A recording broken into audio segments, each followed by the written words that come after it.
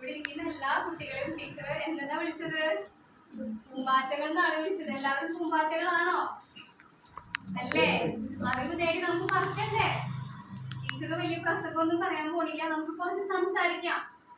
കേൾക്കാൻ റെഡിയാണോ നിങ്ങള്? ഓക്കെ. നമ്മൾ ഇന്ന് എന്തിനാ ഇവിടെ കൂടിയിരിക്കുന്നത്? എന്തിനൊക്കെ കൂടിയിരിക്കുന്നത്? വായനാ ദിനം ആഘോഷിക്കാം അല്ലേ? നിങ്ങൾ സ്കൂളിലൊക്കെ ആഘോഷിച്ചിട്ടുണ്ടാവില്ലേ? എന്നാ ആഘോഷിച്ചത്? ജൂൺ 19 അല്ലേ? ആരുടെ ഓർമ്മയ്ക്കായിട്ടാണ് നമ്മൾ ആഘോഷിക്കണ വായനാ ദിനം, റീഡിംഗ് ഡേ? പറഞ്ഞോളൂ. കറക്റ്റാണ്. ടി.എൻ. പണിക്കർ.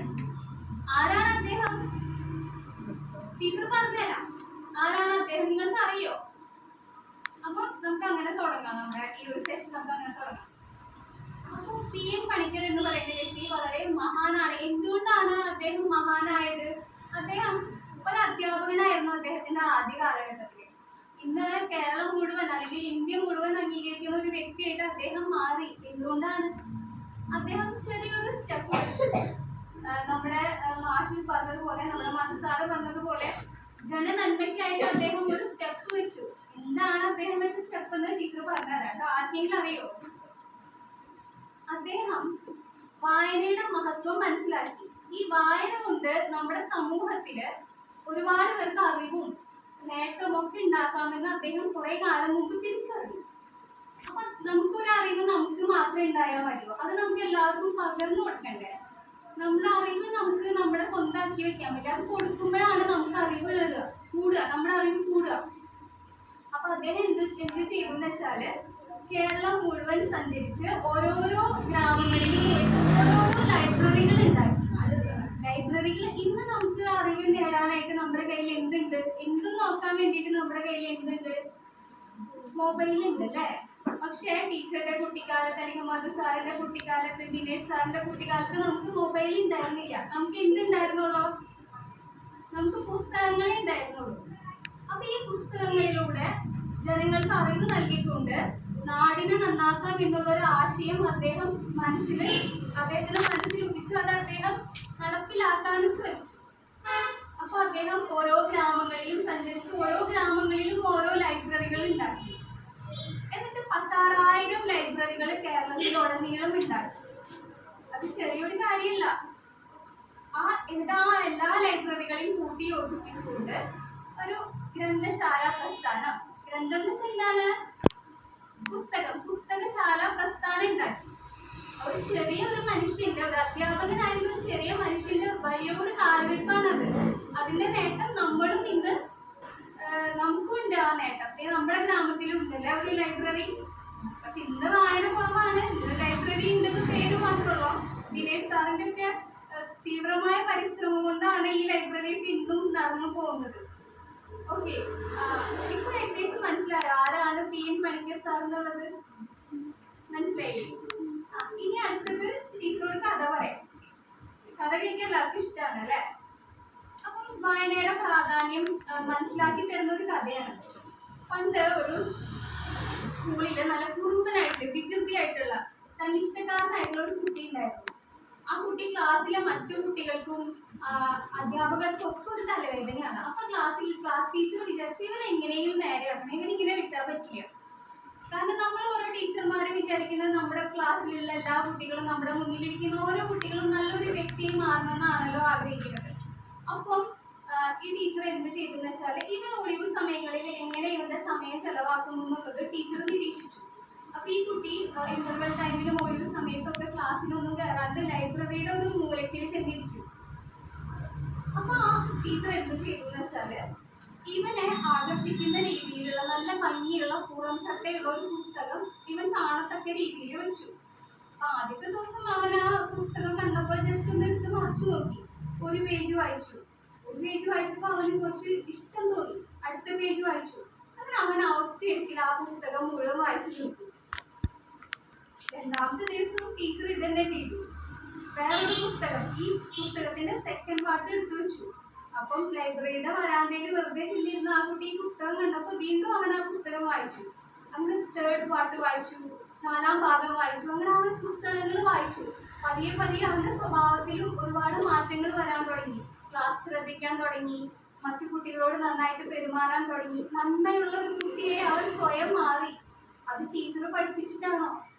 അല്ല, അവൻ എന്താണ് അവൻ ചെയ്തത്? അവൻ വായിച്ചു. അവൻ ആ ലൈബ്രറിയിലുള്ള ഒരുപാട് പുസ്തകങ്ങൾ വായിച്ചു. അവൻ അറിയാതെ തന്നെ വായനയുടെ ലോകത്തിലേക്ക് അവൻ എത്തി. അപ്പൊ വായന കൊണ്ട് അവൻ സ്വയം നന്നായി. അപ്പൊ വായന കൊണ്ട് ഒരു വ്യക്തിക്ക് ഒരുപാട് മാറ്റങ്ങൾ വരും. നിങ്ങൾ ഓരോരുത്തരും വായിച്ചു കഴിഞ്ഞാൽ, വായനയുടെ ലോകത്തിലേക്ക് നിങ്ങൾ ഓരോരുത്തരും എത്തിക്കഴിഞ്ഞാൽ നിങ്ങൾക്ക് ഒരുപാട് മാറ്റങ്ങൾ വരും. നിങ്ങളെല്ലാവരും ടെക്സ്റ്റ് ബുക്ക് മാത്രമല്ല കൂടുതൽ വായിക്കാറുള്ളൂ. പരീക്ഷയ്ക്ക് മാർക്ക് കിട്ടാൻ വേണ്ടി ടെക്സ്റ്റ് ബുക്കിന് പുറമെ ഒരുപാട് അറിവുകളുണ്ട്. എത്ര പേര് ടെക്സ്റ്റ് ബുക്കിന് പുറമേയുള്ള പുസ്തകങ്ങൾ വായിക്കാറുണ്ട്? ടീച്ചർക്ക് അറിയാം, നിങ്ങൾ വായിക്കാറില്ല. നമ്മൾ ഒരു 30 സെക്കൻഡ് ഒരു റീല് കാണുമല്ലേ? നമ്മൾ ഫ്രീ ടൈം കിട്ടി എന്താ നമ്മൾ ചെയ്യാറ്? റീൽസ് കാണാനല്ലേ ചെയ്യാറ്? ആ റീല് 30 സെക്കൻഡ് റീല് നമ്മൾ തോണ്ടിയിരിക്കും. ആ മുന്നേ കണ്ട റീല് നമുക്ക് ഓർമ്മയുണ്ടാവില്ല. പക്ഷെ പുസ്തകം വായിച്ചാൽ അങ്ങനെയല്ല.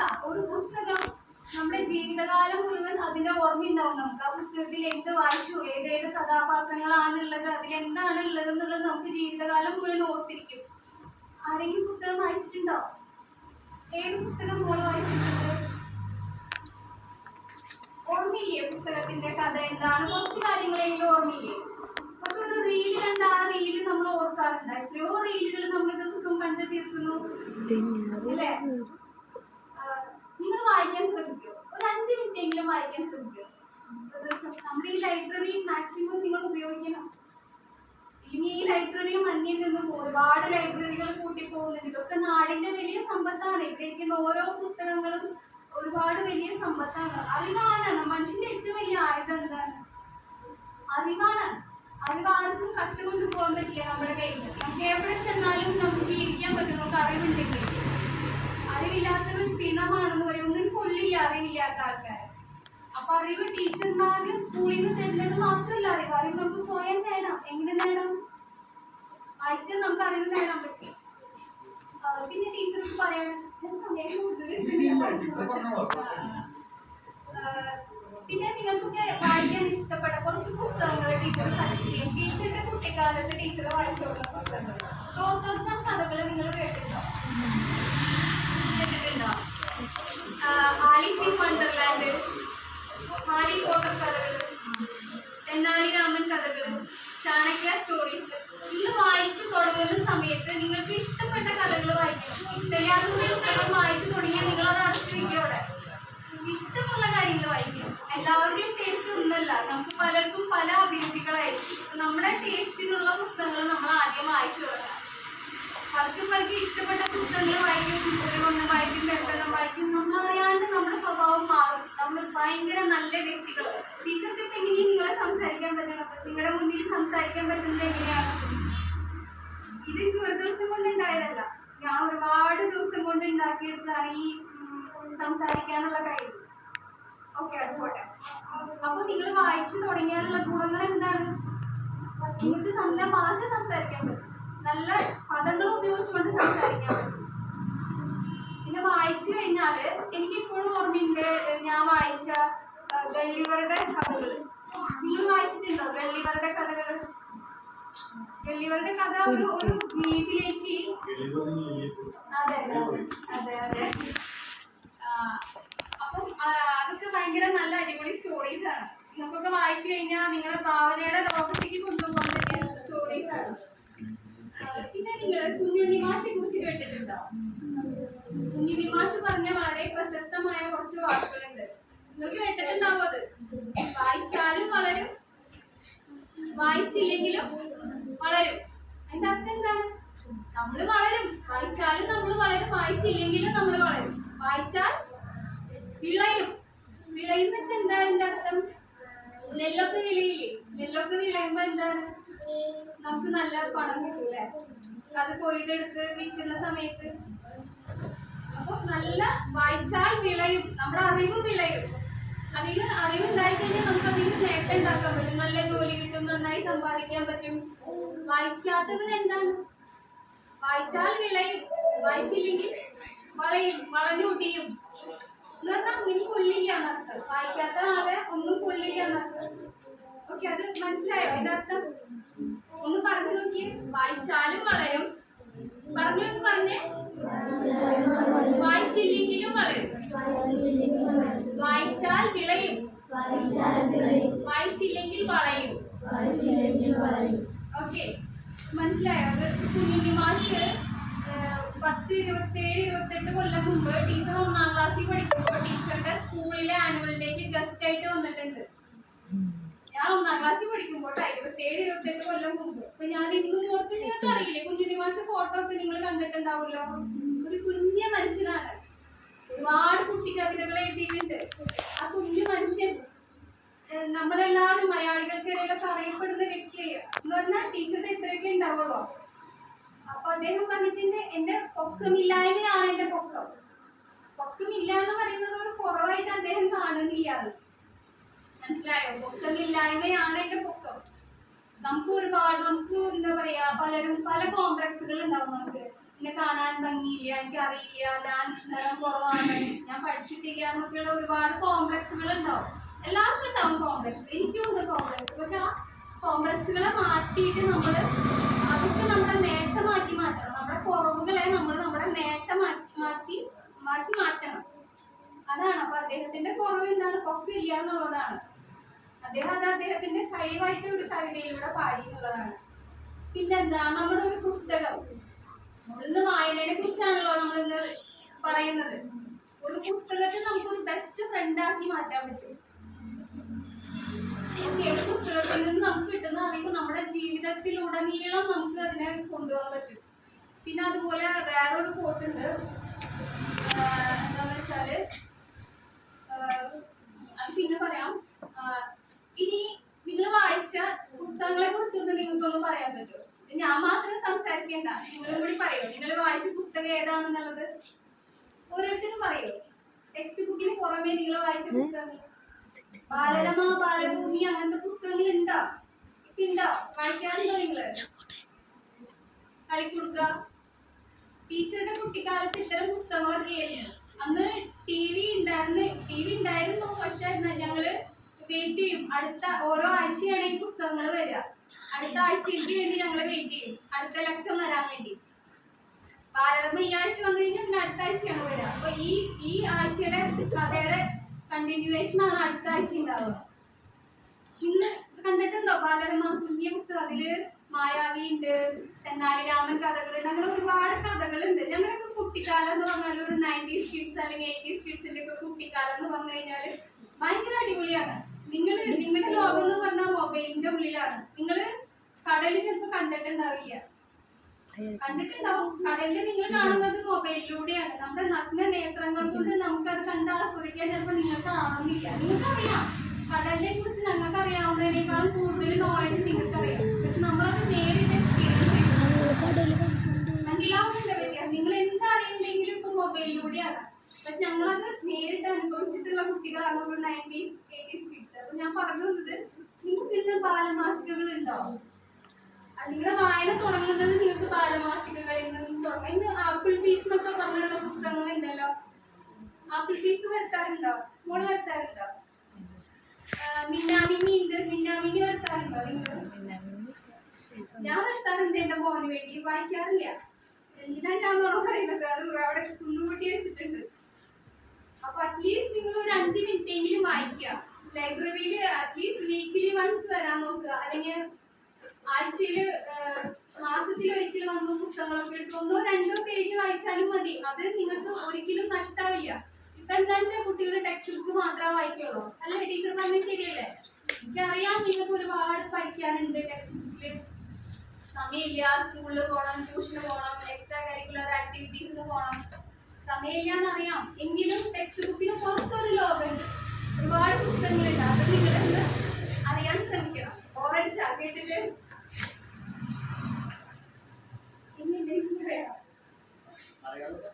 ഇല്ല, സമയമായോ? ഇനി എന്തെങ്കിലും ചോദിക്കാണ്ടോ ടീച്ചറോട്? വായനയായിട്ട് ബന്ധപ്പെട്ട് ഇത്രയും കാര്യങ്ങൾ പറഞ്ഞല്ലോ. അപ്പൊ മധുസാറ് പറഞ്ഞു, ടീച്ചർ പറഞ്ഞു. അപ്പൊ നിങ്ങൾക്ക് എന്തെങ്കിലുമൊക്കെ സംശയങ്ങൾ ഉണ്ടെങ്കിൽ അറ്റ്ലീസ്റ്റ് നിങ്ങൾ ന്യൂസ് പേപ്പറെങ്കിലും വായിക്കുക. ഹെഡിങ്ങെങ്കിലും വായിച്ചാൽ മതി. വായിക്കാറുണ്ടോ നിങ്ങള്? ഇന്ന് തൊട്ട് വായിച്ചു തുടങ്ങും. ഇന്ന് തൊട്ടില്ലെങ്കിൽ നാളെ തൊട്ട് നിങ്ങൾ വായിച്ചു തുടങ്ങും. ടീച്ചർക്ക് എപ്പോഴും ഓർമ്മയുണ്ട്, ഞാൻ വായിച്ച ബുക്കാണ് ആൻ ഫ്രാങ്കിന്റെ ഡയറി കുറിപ്പുകൾ എന്ന് പറഞ്ഞാൽ. ഒരു പുസ്തകം തുറന്നു കഴിഞ്ഞാൽ നമ്മള് ഒരുപാട് ലോകത്തേക്കാണ് എത്തുക. പുസ്തകം തുറന്നില്ലെങ്കിൽ നമ്മൾ ഇവിടെ തന്നെ ജീവിക്കണം. ഒരു പുസ്തകം വായിച്ചാൽ അതിൽ ഓരോ കഥാപാത്രങ്ങളുടെ ജീവിതങ്ങളിലൂടെയും നമ്മൾ കടന്നു പോകുന്നുണ്ട്. നമ്മൾ ഒരുപാട് ജീവിതം ജീവിക്കുന്നുണ്ട് ഒരു പുസ്തകം വായിച്ചു കഴിഞ്ഞാൽ. പക്ഷെ പുസ്തകം വായിച്ചില്ലെങ്കിൽ എന്താണ്, നമുക്ക് ഒറ്റ ജീവിതം മാത്രമേ ഉണ്ടാവുള്ളൂ. ഇപ്പൊ ആൻ ഫ്രാങ്കിന്റെ ഡയറി കുറിപ്പുകൾ നടന്നത് ജർമ്മനിയിലാണ്. നമുക്ക് ജർമ്മനിയിൽ പോയിട്ടുണ്ട്, നമുക്ക് പോവാൻ പറ്റുമോ അവിടേക്ക്? ആ ആൻ ഫ്രാങ്ക് ജീവിച്ചിരുന്ന കാലഘട്ടത്തിൽ എങ്ങനെയായിരുന്നു അവിടുത്തെ ജീവിത രീതി? അവിടെ യുദ്ധമായിരുന്നു ജർമ്മനിയിൽ ആ സമയത്ത്. ആ യുദ്ധത്തിൽ അവരെങ്ങനെയാണ് സഫർ ചെയ്തത്, അവരുടെ കഷ്ടപ്പാടുകളിൽ നിന്ന് അവരെങ്ങനെയാണ് ജീവിച്ചു വന്നതെന്നൊക്കെ ഇപ്പോഴും നമുക്ക് വായിക്കാൻ പറ്റും. എന്താണ് അവർ അന്ന് എഴുതി വെച്ച ആ ഡയറി കുറിപ്പുകൾ ഒരു പുസ്തകമായി പ്രസിദ്ധീകരിച്ചതിലൂടെ. അത് ടീച്ചറുടെ കുട്ടിക്കാലത്ത് വായിച്ചു. നിങ്ങൾക്ക് ഓരോ കുട്ടികൾക്കും വായിക്കാൻ പറ്റുന്ന നല്ല പുസ്തകമാണ് ആൻ ഫ്രാങ്കിന്റെ ഡയറി കുറിപ്പുകൾ. വായിക്കോ നിങ്ങള്? സ്കൂളിൽ ലൈബ്രറി ഉണ്ടല്ലോ എല്ലാവരുടെയും. സ്കൂൾ നിങ്ങൾ എത്തി നോക്കാറുണ്ടോ ലൈബ്രറിയിലേക്ക്? നോക്കുക, ലൈബ്രറിയിലേക്ക് ഒന്ന് പോവാ. നമുക്ക് ഒരു കാര്യം മനസ്സിലാക്കുക, നമ്മൾ 10ാം ക്ലാസ് അല്ലെങ്കിൽ നമ്മൾ പഠിക്കുന്ന സമയം വരെയാണ് നമുക്ക് ടെക്സ്റ്റ് മാർക്ക് കിട്ടാൻ വേണ്ടി മാത്രമാണ് നമുക്ക് ടെക്സ്റ്റ് ബുക്കുകൾ. പക്ഷെ നമുക്ക് നമ്മുടെ ആത്യന്തിക ലക്ഷ്യം എന്താണ്? നമ്മൾ പഠിക്കുന്നതൊക്കെ എന്തിനാണ്? നല്ലൊരു വ്യക്തിയായി മാറാനാണ്. ഒരുപാട് കാശും പണമൊന്നും നേടിയിട്ട് നമുക്ക് നല്ലൊരു മനുഷ്യനാവാൻ പറ്റില്ല. ഏറ്റവും വലിയ സമ്പത്ത് എന്ന് പറഞ്ഞാൽ നല്ലൊരു വ്യക്തിയായിട്ട് മാറാന്നുള്ളതാണ്. ആ നല്ല വ്യക്തി ആവണമെന്നുണ്ടെങ്കിൽ നമുക്ക് നല്ല അറിവ് വേണം. അറിവ് വേണമെങ്കിൽ എന്താണ്? നമ്മൾ വായിക്കുന്നത്. ടെക്സ്റ്റ് മാത്രമല്ല പഠിക്കേണ്ടത്. ഓക്കെ, ഇത്രയാണ് എനിക്ക് പറയാനുള്ളത്. നിങ്ങൾ എൻജോയ് ചെയ്തെന്ന് വിചാരിക്കുന്നു. Thank you so much. പിന്നെ ഒരു കാര്യം ഞാൻ പറയട്ടെ, ദിനേഷ് സാറിനോട് ഞാൻ താങ്ക്സ് പറയുകയാണെങ്കിൽ ഇങ്ങനെ ഒരു അവസരം തന്നതിന്. നമ്മുടെ PN പണിക്കർ സാറ് ചെറിയൊരു സ്റ്റെപ്പ് വെച്ചപ്പോഴാണ് കേരളത്തിലുടനീളം ലൈബ്രറികൾ ഉണ്ടായത്, ഈ ഗ്രന്ഥശാല പ്രസ്ഥാനം ഉണ്ടായത്. അതുമാതിരി നമ്മുടെ നാട്ടില് ദിനേഷ് സാറ് ഇപ്പൊ ഈ കൂട്ടി പോകാൻ പോകുന്ന ഈ ഒരു ലൈബ്രറീനെ ഇത്രമാത്രം നമ്മളെയൊക്കെ ഒരുമിച്ച് കൂട്ടി ഇങ്ങനെ ഒരു സംഭവം ഉണ്ടാക്കുമ്പോൾ ശരിക്കും ഞാൻ എൻ്റെ ഉള്ളിൽ താങ്ക്സ് പറയാണ്. നമ്മുടെ കുട്ടികൾക്ക്, ഇപ്പം എൻ്റെ മോനും ഇതിലുണ്ട്, നമ്മുടെ കുട്ടികൾക്ക് ഒരു മാതൃകയാവാനും ഇങ്ങനെയൊക്കെ സംഘടിപ്പിക്കുന്നതിന് ഒരുപാട് നന്ദി.